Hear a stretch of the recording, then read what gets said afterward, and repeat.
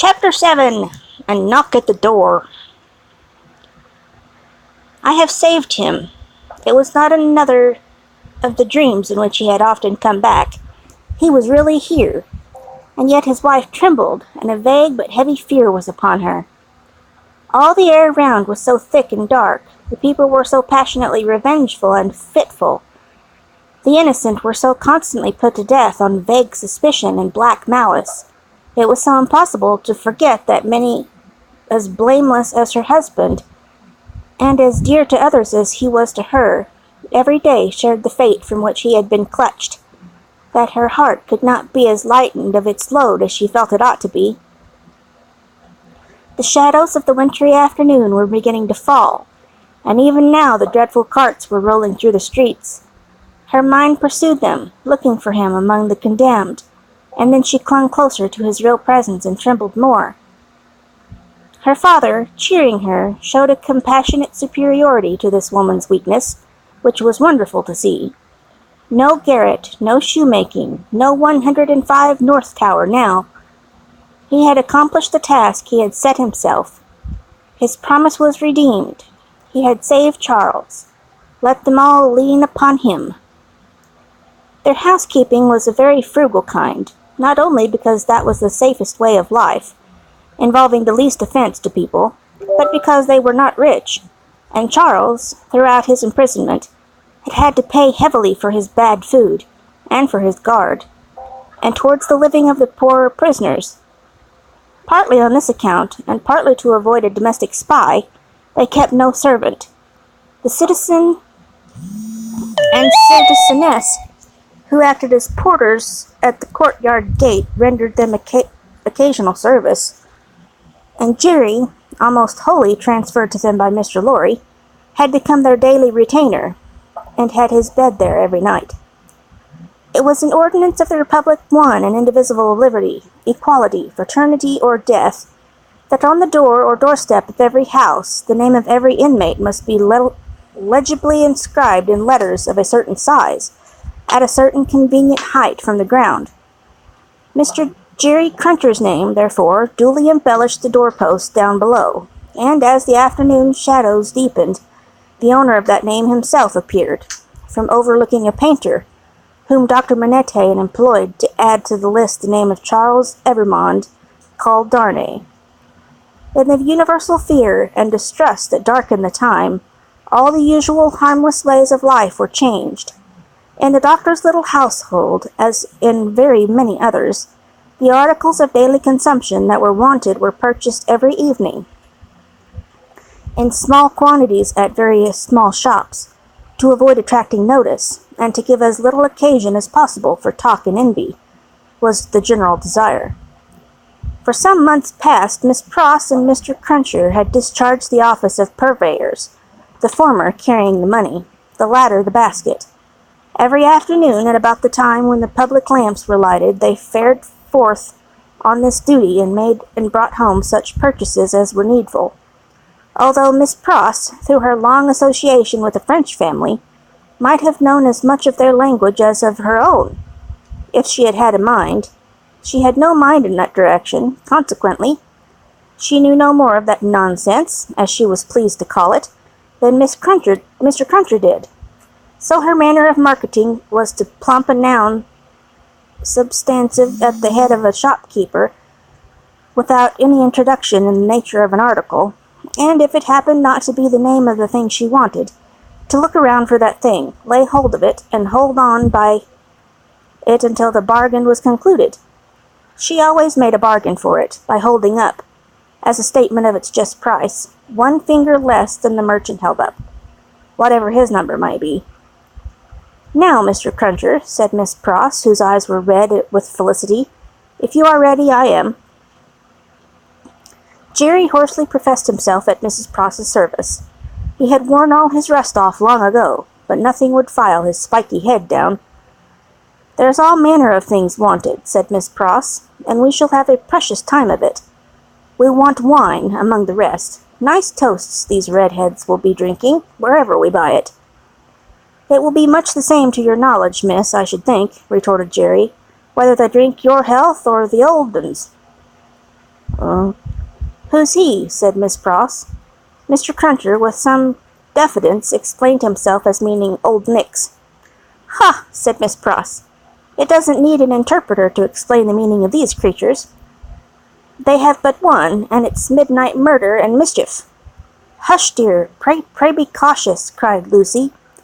Yes, I'll be cautious, said Miss Pross, but I may say among ourselves that I do hope there will be no oniony and tobacco-y smotherings in the form of embracings all round, going on in the streets.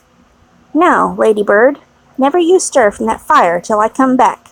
Take care of the dear husband you have recovered, and don't move your pretty head from his shoulders, as you have it now, till you see me again. May I ask a question, Dr. Manette, before I go? I think you may take that liberty, the doctor answered, smiling. For gracious sake, don't talk about liberty. We have quite enough of that, said Mrs. Pross. Hush, dear, again? Lucy remonstrated. Well, my sweet, said Mrs. Pross, nodding her head emphatically, the short and the long of it is that I am a subject of His Most Gracious Majesty, King George III. Miss Pross curtsied at the name, and as such, my maxim is, confound their politics, frustrate their knavish tricks. On him our hopes we fix, God save the King. Mr. Cruncher, in an access of loyalty, growlingly repeated the words after Miss Pross, like somebody at church. I'm glad you have so much of the Englishman in you, though. I wish you had never taken that cold in your voice, said Miss Pross approvingly. But the question, Dr. Manette, is there... It was the good creature's way to might light anything that was a great anxiety with them all, and to come at it in this chance manner. Is there any prospect yet of our getting out of this place? I fear not yet. It would be dangerous for Charles yet. Hi-ho-hum, said Miss Pross cheerfully, repressing a sigh as she glanced at her darling's golden hair in the light of the fire. Then we must have patience and wait. That's all. We must hold up our heads and fight low, as my brother Solomon used to say. Now, Mr. Cruncher, don't you move, Ladybird. They went out, leaving Lucy and her husband, her father, and the child by a bright fire. Mr. Lorry was expected back presently from the banking-house. Miss Pross had lighted the lamp, but had put it aside in a corner, that they might enjoy the firelight undisturbed. Little Lucy sat by her grandfather with her hands clasped through his arm, and he, in a tone not rising much above a whisper, began to tell her a story of a great and powerful fairy who had opened a prison wall and let out a captive who had once done the fairies a service. All was subdued and quiet, and Lucy... I'm going to kill him. All was subdued and quiet, and Lucy was more at ease than she had been. What is that? She cried all at once. My dear, said her father, stopping in his story and laying his hands on hers. Command yourself. What is the disordered state you are in? The least thing, nothing, startles you. You, your father's daughter.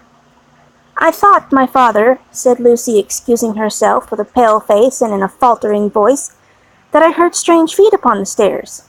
My love, the staircase is as still as death. As he said the word, a blow was struck upon the door. Oh, father, father, what can this be? Hide Charles, save him! My child, said the doctor, rising and laying his hand upon her shoulder, I have saved him. That weakness is this, my dear. Let me go to the door. He took the lamp in his hand, crossed the two intervening outer rooms, and opened it. A rude clattering of feet over the floor, and 4 rough men in red caps, armed with sabers and pistols, entered the room. The citizen Evrémonde called Darnay, said the first. Who seeks him? Answers Darnay. I seek him. We seek him. I know you, Evrémonde. I saw you before the tribunal today. You are again the prisoner of the Republic. The 4 surrounded him, where he stood with his wife and child clinging to him. Tell me how and why I am again a prisoner? It is enough that you return straight to the conciergerie, and will know tomorrow. You are summoned for tomorrow. Dr. Manette, whom this visitation had so turned into stone, that he stood with the lamp in his hand, as if he were a statue made to hold it, moved after these words were spoken, put the lamp down, and confronting the speaker, and taking him not ungently by the loose front of his red woolen shirt, said, "You know him, you have said. Do you know me?" "Yes, I know you, citizen doctor." "We all know you, citizen doctor," said the other three. He looked abstractedly from one to the other and said in a lower voice, after a pause, "Will you answer his question to me, then? How does this happen?" "Citizen doctor," said the first reluctantly, "he has been denounced to the section of Saint Antoine. The citizen," pointing out the second who had entered, "is from Saint Antoine." The citizen here indicated nodding his head and added, "He is accused by Saint Antoine." "Of what?" asked the doctor. "Citizen doctor," said the first with his former reluctance, "ask no more. If the Republic demands sacrifice from you, without doubt you are a good patriot, will be happy to make them. The Republic goes before all. The people is supreme. Evermond, we are pressed."